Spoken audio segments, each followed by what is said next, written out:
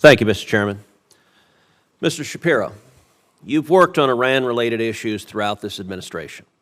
You were on the team headed by Rob Malley, and you're now at the Defense Department.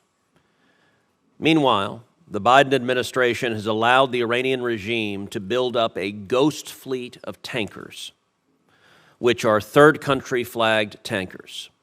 That fleet grew from about 70 vessels at the beginning of the administration to almost 400 tankers today. The Iranian regime used that ghost fleet to ship over 1 billion barrels of oil and to make unaccountable tens, if not hundreds of billions of dollars. When Joe Biden came into power, Iran was selling roughly 300,000 barrels of oil a day. Today, due to the Biden administration's appeasement of Iran, Iran is selling roughly 2 million barrels of oil a day. Those billions of dollars went directly to fund terrorism. They went to the Houthis, they went to Hamas, they went to Hezbollah. They pay for the Houthis' terrorism and for their weapons. They paid for the October 7th atrocities in Israel. The Biden administration refused to meaningfully enforce our sanctions, and we're seeing the consequences with war in the Middle East. In your judgment, how has the Biden administration's appeasement of Iran and refusal to enforce sanctions against Iran, how has that worked out for the safety and security of Israel and the safety and security of America? Thank you, Senator. A number of the questions you raise about sanctions enforcement are the province of the Treasury Department, and I simply, on behalf of the Defense Department, will have to defer to my colleagues there. I will tell you that the subject of the hearing focuses on how we are responding to this particular threat of an Iranian-sponsored and backed organization, the Houthi.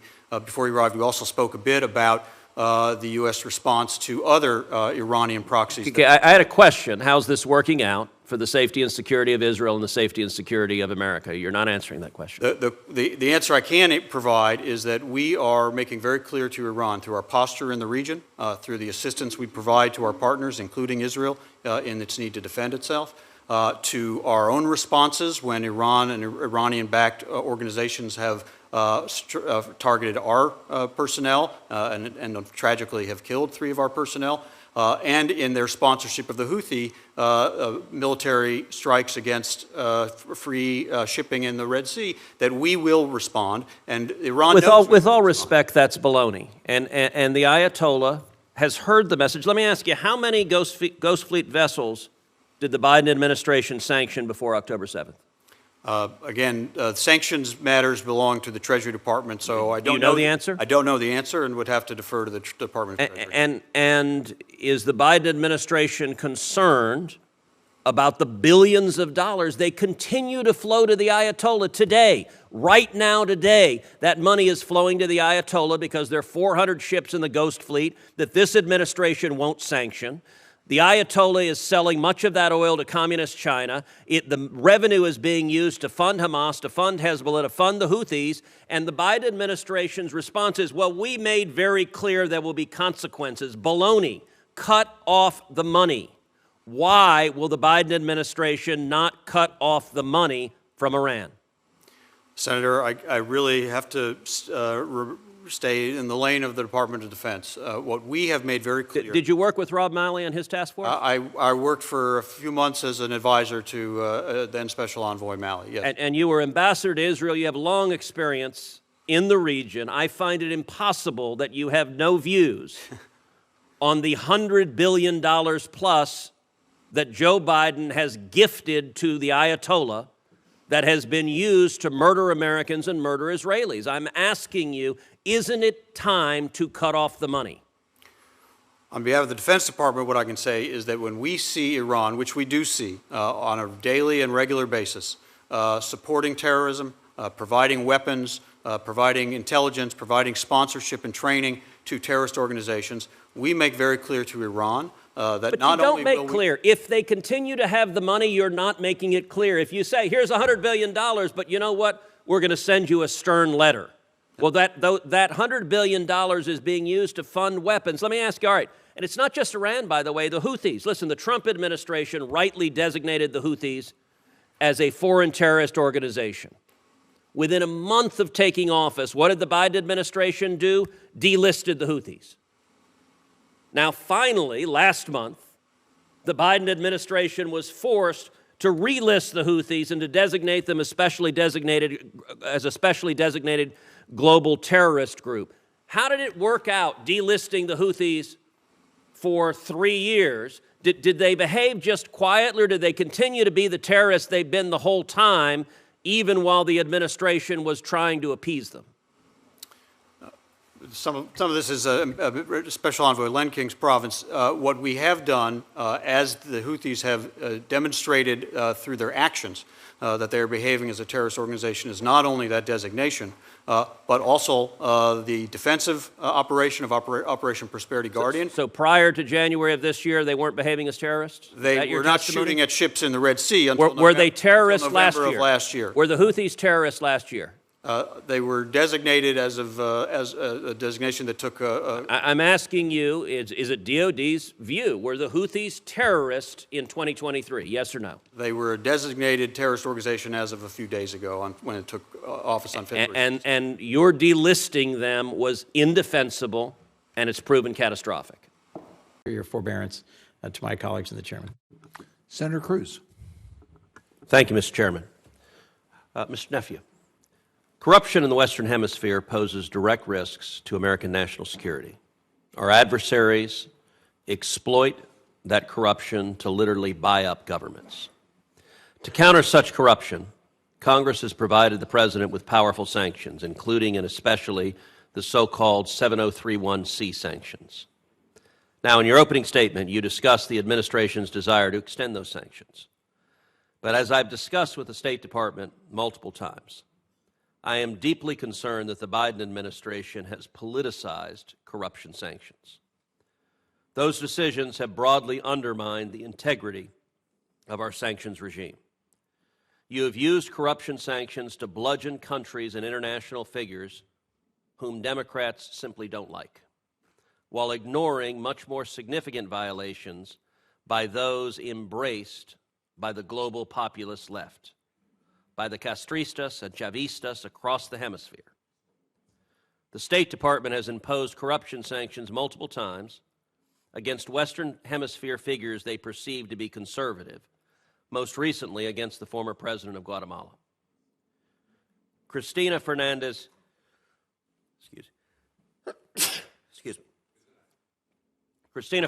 Kirchner, Argentina's former vice president, was convicted of corruption in her own country for skimming nearly $1 billion from fake construction contracts. I've repeatedly asked State Department officials why the Biden administration has not sanctioned her for her corruption, and I still haven't gotten a satisfactory answer. So now I'm asking you, why haven't you imposed corruption sanctions on her and her associates? Thank you, Senator. Sir, we don't speculate about or discuss or preview sanctions designations, visa restrictions before they take place, or comment on any investigations that may or may not be underway. And so, sir, I wouldn't have any comment on that specific case.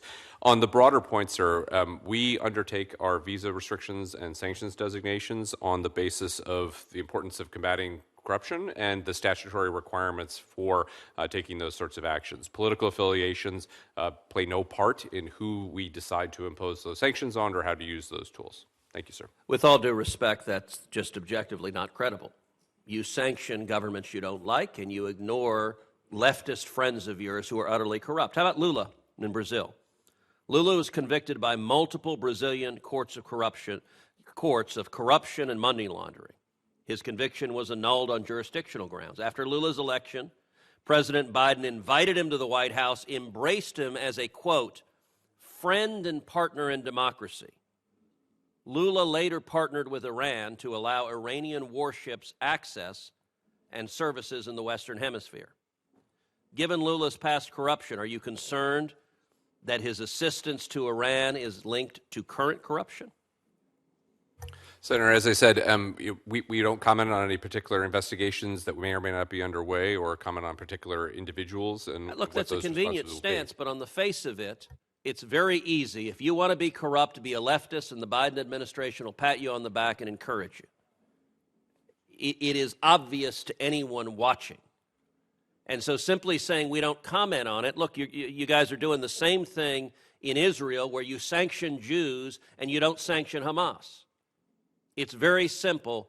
You use sanctions as a political bludgeon and as political protection for the people you decide you like. How about let's shift somewhere else, which is South Africa.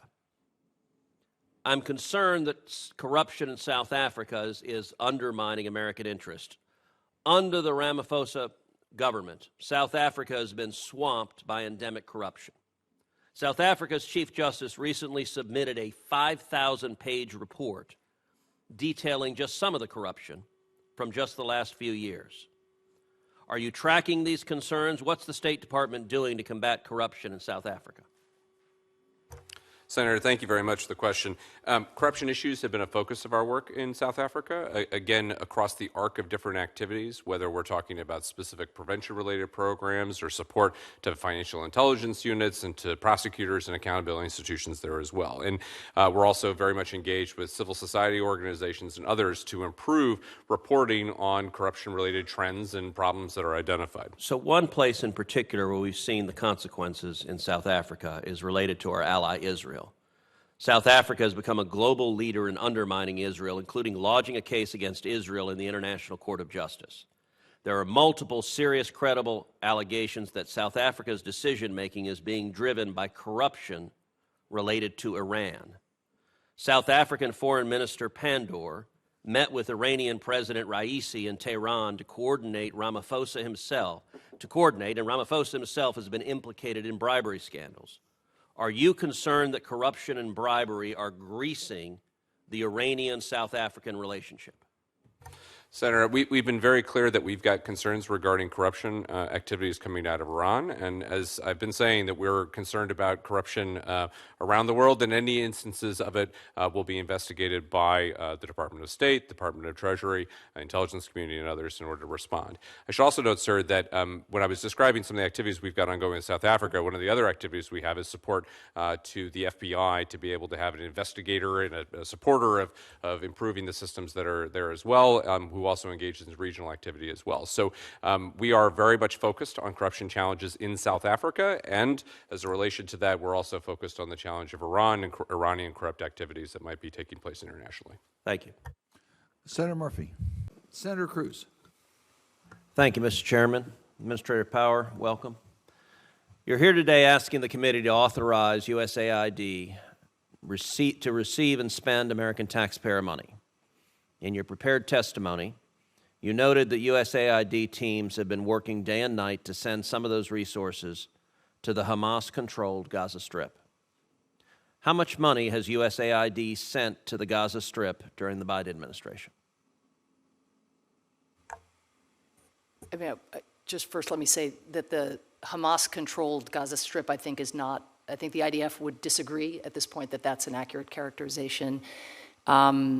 Who was the elected leadership in Gaza? No. That's, again... That would be Hamas, right? Correct, but would you say that Hamas is controlling the Gaza Strip now? Well, thankfully, no, because the Israelis are killing terrorists, and the Biden administration is doing everything they can to try to stop the Israelis from killing the Hamas terrorists. So my question, how much money has USAID sent to Gaza during the Biden Strip, during the Biden administration? I have not tabulated year to year what the investments have been, but we, as you know, the previous administration cut off assistance to the West Bank and Gaza, so it took a year and a half for us to begin to I think it is an scale our exceptionally bad idea to give money to people who want to kill us. That's not I just USAID's want to be approach. clear.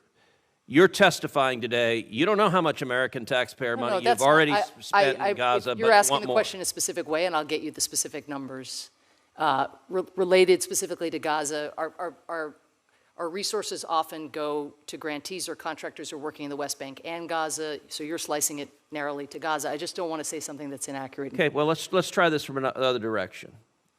Since Hamas's October 7th attacks, the Biden administration has surged aid into the Gaza Strip. Now, you're not able to tell us how much. No, that wasn't your question. But, well, okay, if you can tell us how much since October 7th, well, I'll take that too. Okay, we I think have announced between USAID and the State Department somewhere around $100 million, but that money has not necessarily moved into Gaza, if you know what I mean. I mean, this is to get money into the pipeline in order to get. So how much has moved into Gaza since October 7th? I can't say. Well, there are UN and American government databases that list some of the aid.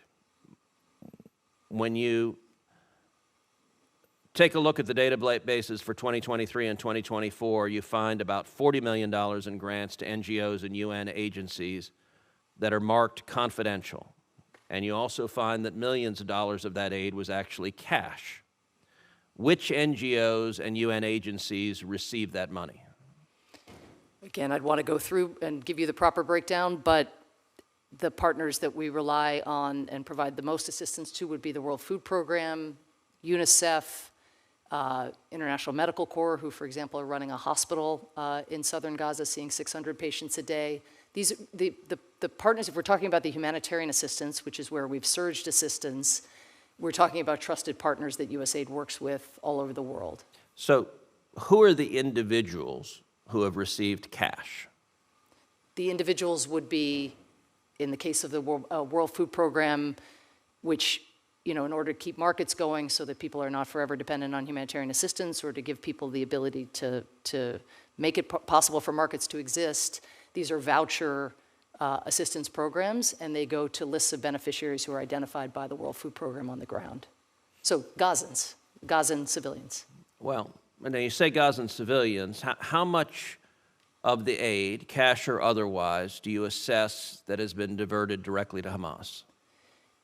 We do not have reports from our partners about diversion by Hamas, and I would say as well that the government of Israel is not shy about presenting to us evidence of things that it finds problematic, UNRWA being the most glaring example, and this is not something that has come to our attention in other ways as well, and they are monitoring. I will say to be very clear, Senator, just if I could say one more thing, the government of Israel has eyes on everything that goes into Gaza. There's no other way in that doesn't go through COGAT.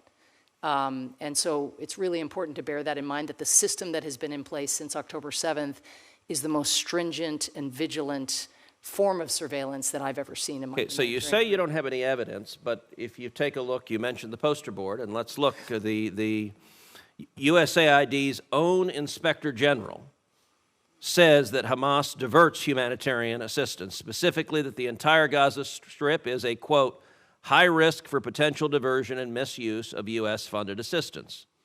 The State Department makes the very same assessment. When they restarted aid in 2021, over my objections and the objections of many others, they made an internal assessment that there was a, quote, high risk the aid would benefit Hamas. That's the Biden State Department, that's the USAID Office of the Inspector General. What are you doing to stop this money from going to Hamas? And to be clear, if you go online right now, you can see videos of Hamas terrorists riding on top of aid trucks.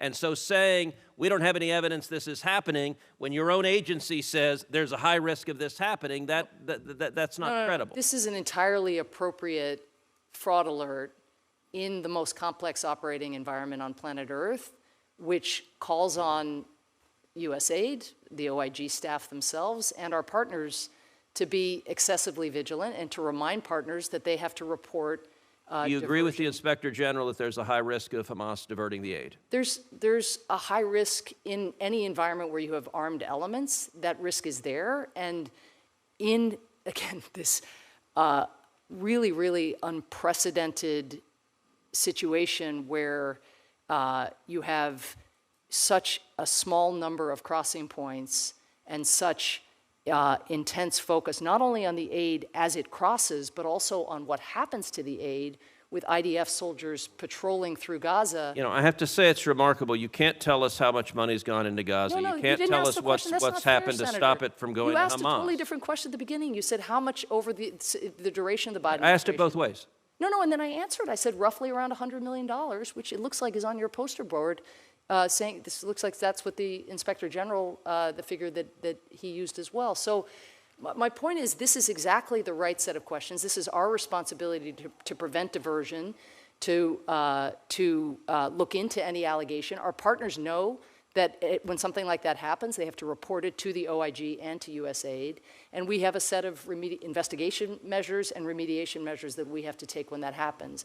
Look, what you have is severe hunger, desperate civilians. You definitely have, and again, the government of Israel itself, this is something I talked to the Prime Minister about, recognizes that the level of food scarcity in Gaza has made civilians act in a manner that has undermined the traditional humanitarian distribution system, where it's very hard for trucks even to get to their destinations because civilians come and charge the trucks, as you would and I would if our kids, or we might, if our kids were as hungry as kids in Gaza are.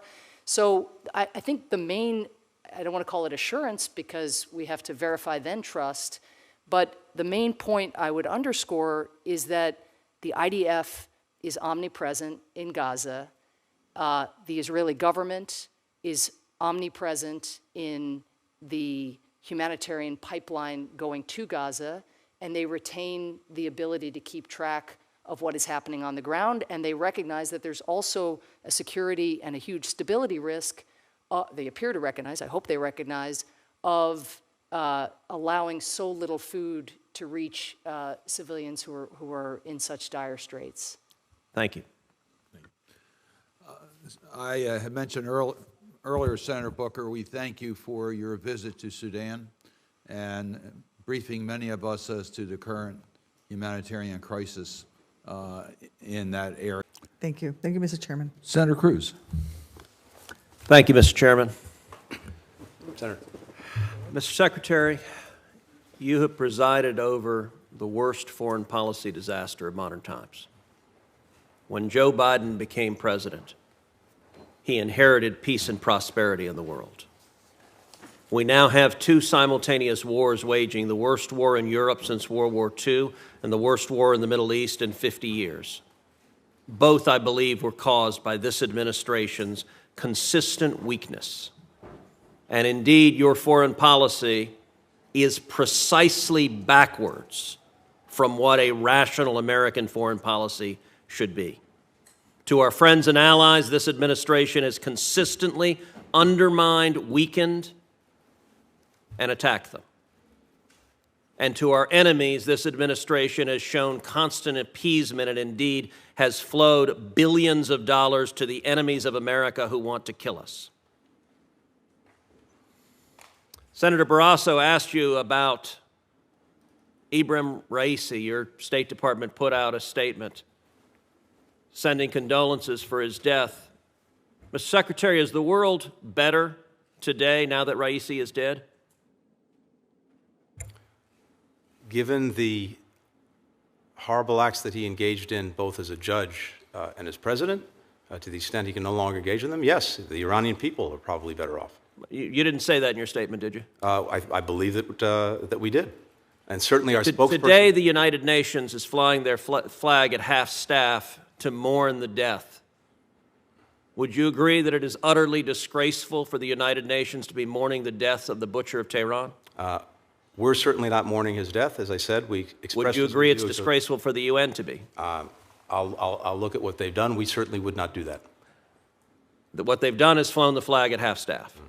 Is that disgraceful? We wouldn't do that, and we would certainly find that... And I would note that's the absence of American leadership. All right, let's shift.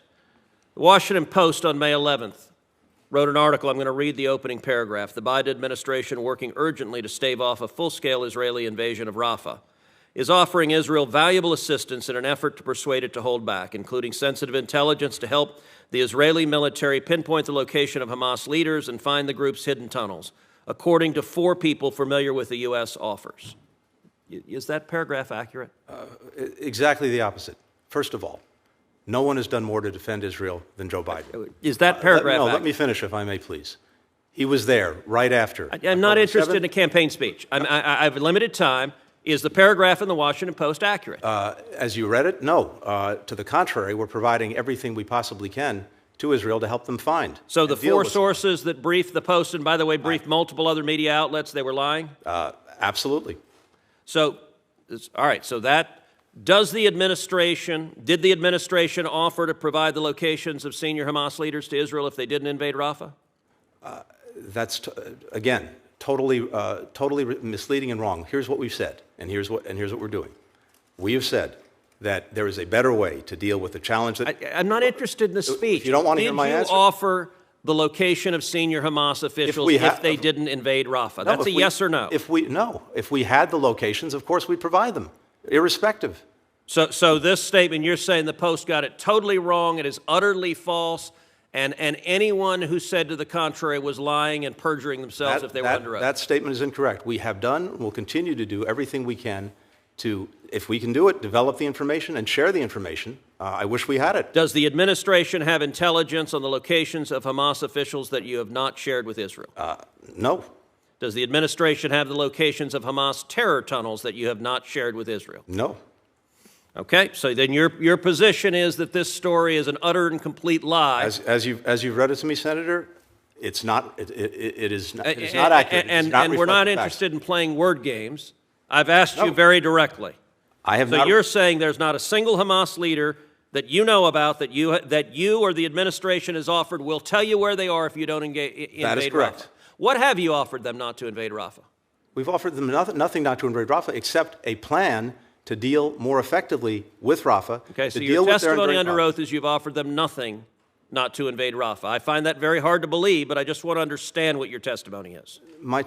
I'll be very clear. We have told them, we've been engaged in a long conversation with them about the most effective way to deal with the problem we agree must be dealt with. They That are is quite Hamas aware and you Rafah. disagree with their plan to kill the Hamas terrorists because That's you and the absolutely- president have vocally that is said it. And to be absolutely clear, wrong. your State Department on the morning of October 7th sent out a tweet telling Israel not to engage in military retaliation. I called you out at 3 in the morning and you deleted that tweet. The next day, you personally on October 8th sent a tweet saying you had spoken with the Turkish foreign minister and Israel should not retaliate. From the very beginning, the Biden administration has consistently at every stage told Israel, and by the way, when I called your tweet out, you deleted it again. At every stage, you have been telling Israel, do not kill the terrorist, and that has been from day one. Senator, I was in Israel 5 days after October 7th. I've been there 7 times since.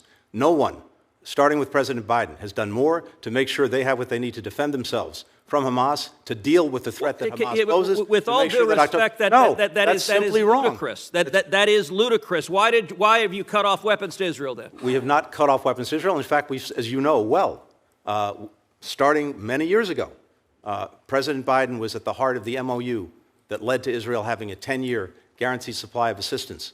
When you became Secretary of State, how much oil was Iran selling a day?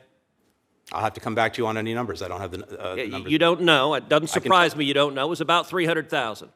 How much oil is Iran selling today? We've applied sanctions against more than 200 entities that are engaged in petrochemicals. How much oil? You can tell me. I'm sure. Don't filibuster. You know. I'm not filibustering. How much oil are they selling today? Do you know? You tell me. Apparently you don't know. So you don't know how much they were selling. It was 300,000. Today they're selling about 2 million barrels a day. Let me ask you. And given the sanctions, given the export controls, given the other controls we put on, the cost of doing that, the evasion that they have to engage in, which we're trying to cut off. They've made about $80 billion. Let me ask you another question. I'm running out of time, so I'm not interested in speeches. Let me ask you this.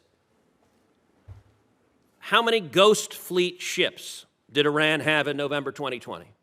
We have sanctioned more than 200 It's a question. of those. I'm not. How many did they have? The total number, I can't tell you what it had in 2021. I'll come back to you with that, but we have... The number was about 70. Yeah, how many did they have today? We blocked about 50 of them. Okay, let's see how effective you are. How many do they have today? As I said, we blocked about 50 How many do they have today? You tell me, I'm sure you... They have about over 400.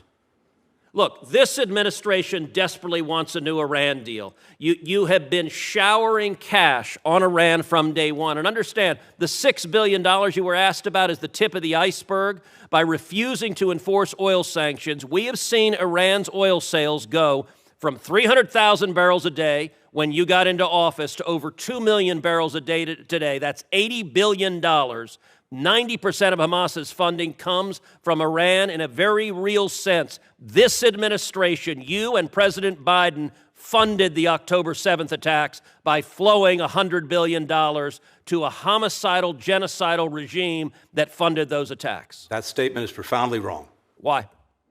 I'm not even going to humor it. I think it's a disgraceful statement. Why? We have gone at Iran repeatedly with more than 600 sanctions applied against different persons. Then why are they entities, selling 2 million barrels a 200. day as compared to 300,000? They are working hard to do what they can to get around the sanctions. So just It the prior administration had tools you didn't have, they were more effective, or maybe they just weren't desperate to cut a deal with Iran. And we continue every single day to go at them. You are refusing to address the facts. I'm not. Then why are they selling 2 million barrels a day? Because they're determined to try to do that. We're determined to cut them off. They weren't determined when Trump was president? They were determined, and of course, unfortunately, we also had their nuclear program in a box. No fissile material being produced. Okay, you're not answering the question. You're filibustering another topic. Senator Cruz, you get the last word. You get the last word. Julie. You funded our enemies and you undermine our friends, and the world is much, much more dangerous as a result, and Americans are at greater jeopardy because of it. In fact, we brought more countries together. We have let me, stronger allies, stronger partnerships, stronger engagement from countries around the world to deal with a very dangerous world than we had. We were alone, we aren't anymore, and America is leading those efforts. Remember the Abraham Accords? I do.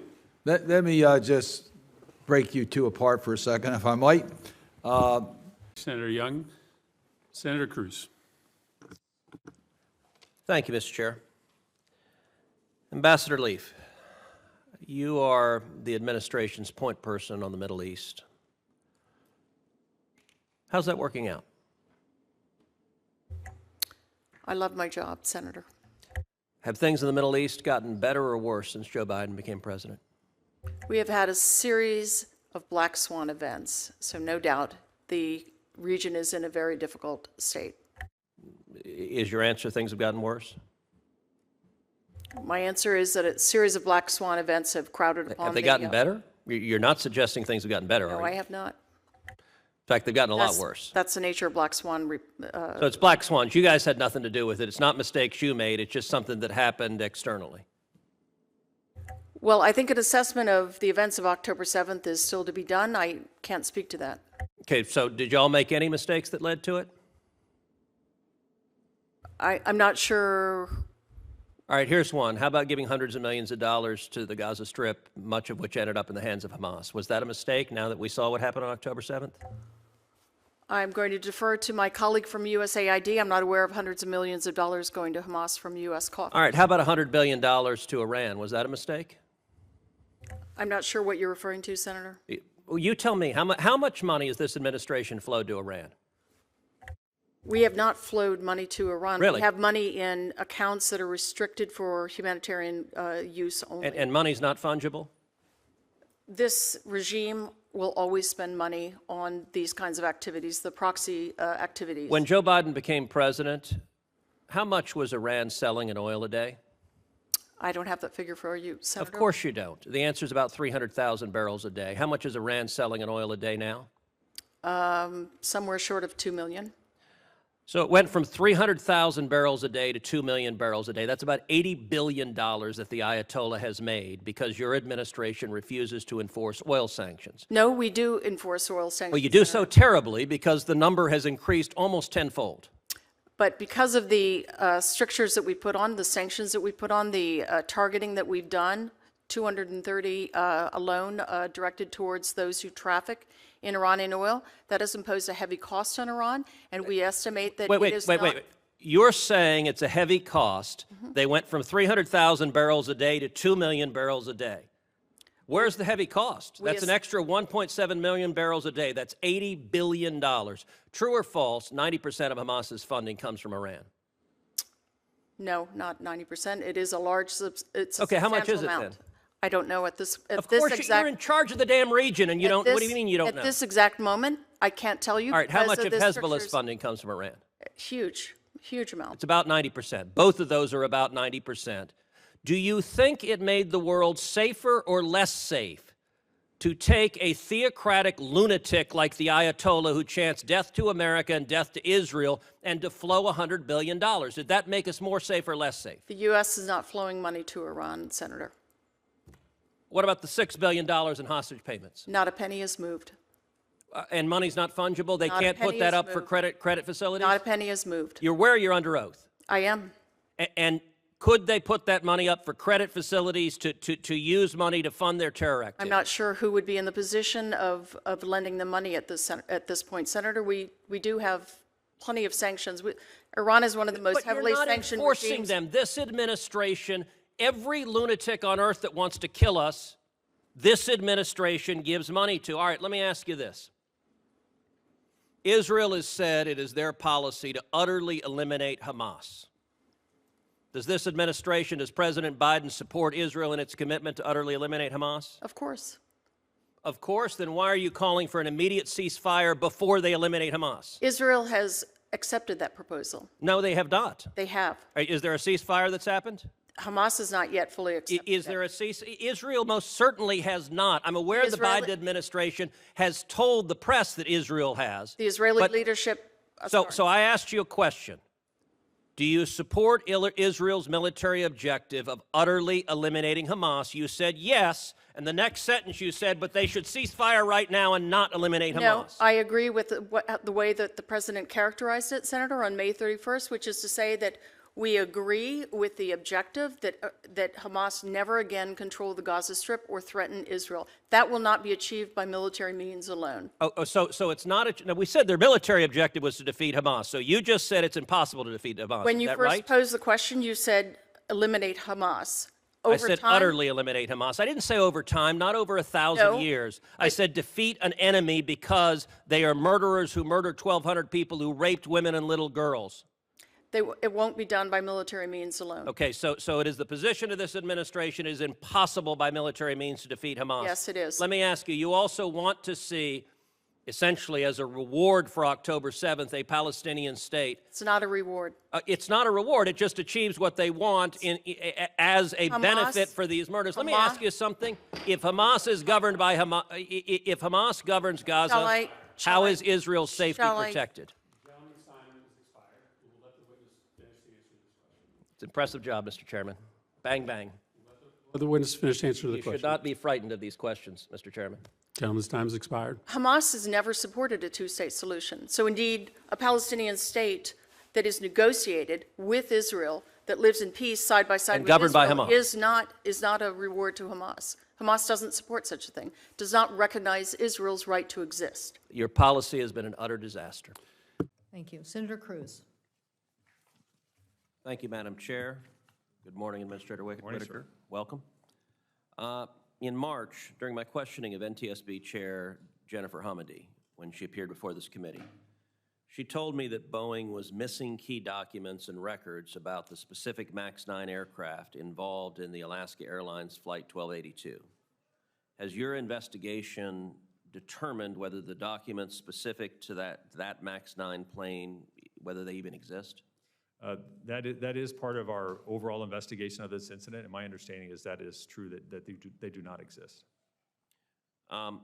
If I understand correctly, the security camera footage was overwritten. Boeing doesn't know who performed work on the door plug, and no paperwork exists. Is that all right? That is my understanding.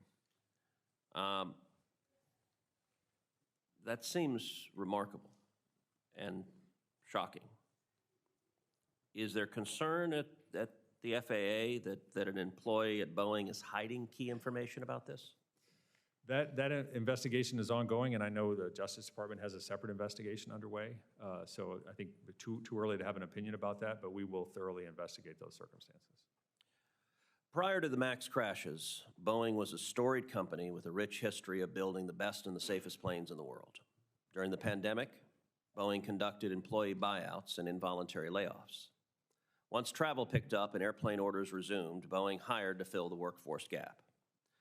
According to a Wall Street Journal article published this week, of the more than 30,000 Boeing employees represented by one of the unions, roughly half have less than 6 years' experience. That is double the level before the pandemic. During your investigation, to what extent has the inexperience of engineers or inspectors contributed to some of the observations made in the FAA's audit? I think significantly, and I would say that this lack of transfer of knowledge from early retirements and the impact of COVID has been a risk throughout the aviation ecosystem. And I think the better companies have used their SMS system to identify the risk and put specific programs in place to mitigate that, either bringing retired employees back to monitor, giving more training, or having fewer requirements for new employees. Boeing did not have a program like that in place, and that is a gap that was identified and is part of the new plan. That same Wall Street Journal article went on to say that Boeing executives, quote, didn't realize the extent of the knowledge loss until after the Alaska accident.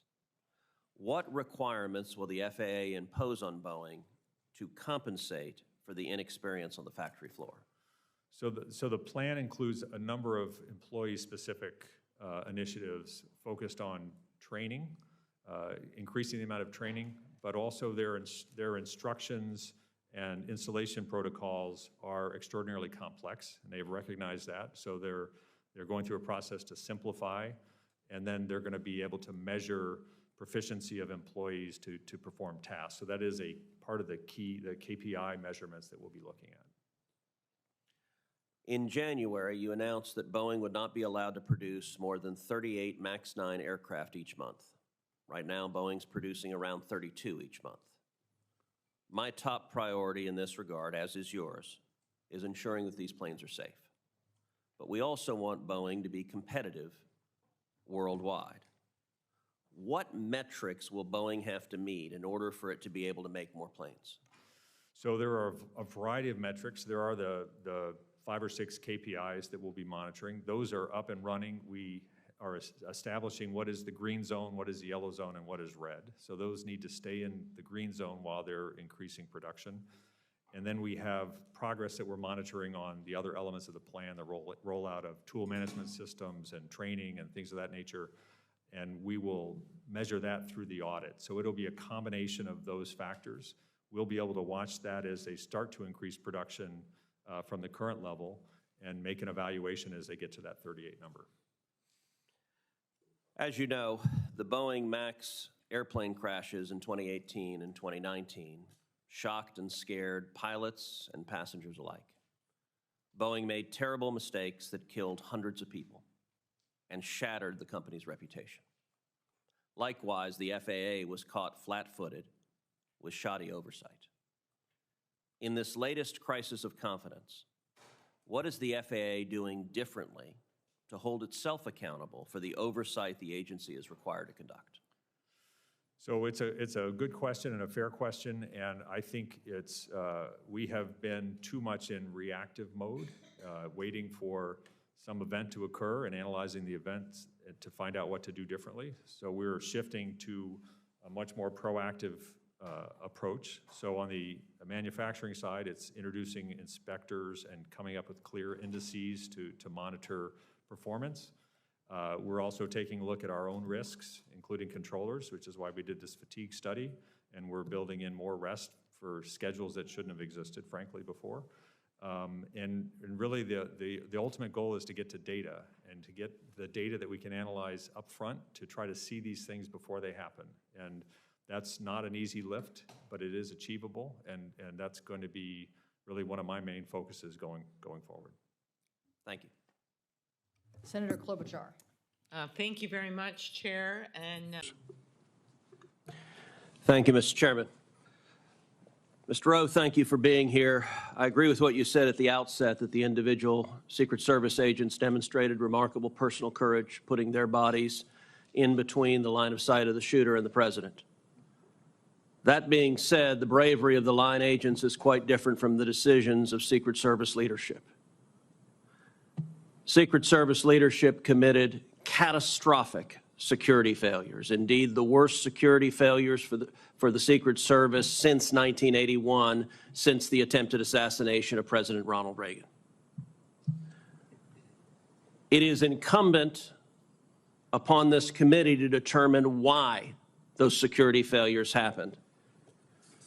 Just after the shooting, Secret Service put out an official statement from your spokesperson that says there's an untrue assertion that a member of the former president's team requested additional security resources and that those were rebuffed. This is absolutely false.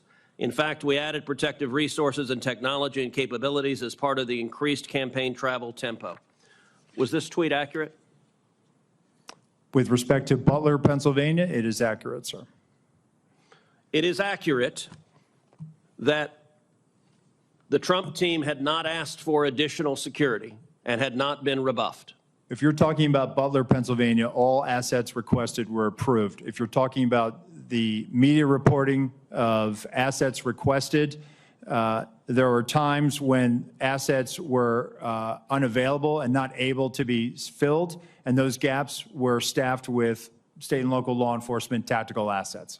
So I'm reading from the Washington Post, July 20th, 2024. Secret Service said to have denied requests for more security at Trump events. The opening paragraph, top officials of the U.S. Secret Service repeatedly denied requests for additional resources and personnel sought by Donald Trump's security detail in the 2 years leading up to his attempted assassination, according to 4 people familiar with the requests. Is that right, that repeatedly the Trump detail asked for more resources and repeatedly Secret Service leadership turned that down? That is not accurate, Senator. Assets are requested. There's a process that is made. And how many requests did the Trump team or the Trump detail ask for? I can get you that number in a queue. You don't know now. So I can speak to the ones that reported in the Washington Post, and we can go through them if you like. But you don't know how many requests there were. In general, how many requests since 2021 that the former Trump detail has made a request for assets? You've had 2 weeks. You had a spokesperson put something out that is false on its face. By the way, did you approve this statement when it went out? I don't know if I did or didn't, Senator. Has this spokesperson, is he still employed? Does he still have a job? He is still employed, Senator. So he lied on behalf of the Secret Service. He still has a job. Did your predecessor, the former director, did she approve this statement?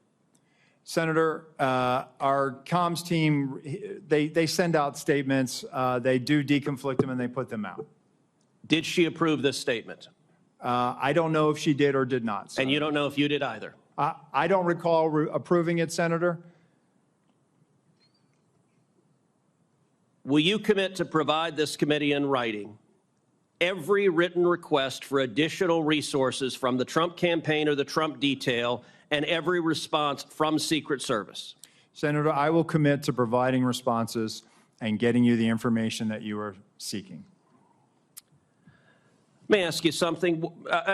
And who makes the decision to deny those requests? Did you make that decision? Which requests? Are you talking about the ones that were in the Any Washington Post? Yes. So the process, sir, is that a detail will make a request for either staffing, technical assets, that is handled between the field office and the detail. It goes up to a logistics office between our Okay, so there's a bureaucracy. Is there a decision maker? It's not a bureaucracy, Senator. Give me the it's a person process. that's a decision maker. Is there one? Senator, it's a conversation. It's not just an absolute yay or nay. So let me tell you what I believe. I believe that the Secret Service leadership made a political decision to deny these requests. And I think the Biden administration has been suffused with partisan politics. Did the same person who denied the request for additional security to President Trump also repeatedly deny the request for security to Robert F. Kennedy Jr., whose father was murdered by an assassin and whose uncle was murdered by an assassin? Did the same person make that decision? Senator, what I will tell you is that Secret Service agents are not political. Okay, you're not answering my question. But you know what? Leadership appointed by the president, leadership appointed by the president is political. I have a simple question, yes or no. Did the same person deny the Trump request that also denied the RFK request? That's a yes or no question. Senator, that is not a yes or no question. One, there is a process for a candidate nominee to receive protection. Does the buck stop anywhere? Does the buck stop anywhere? Bipartisan process that the Hill It's a bicameral, bipartisan process. What cameral? For a candidate, You are not a Congress. You don't have a cameral. Mr. Kennedy submitted a request that was referred over to the CPAC. Okay, you're refusing to answer the question. Let me ask, because the failures on that day were catastrophic. By the way, is it true that on the day of the Butler event that Secret Service transferred agent from President Trump to the First Lady? No, sir, that's not true. That's been widely reported. It's not true. There was one airport agent that actually went on the manpower request for the Trump detail. They handled the arrival at the airport What for is the First Lady. What was the and relative size of the Trump detail compared to the detail that is assigned to the President or the First Lady?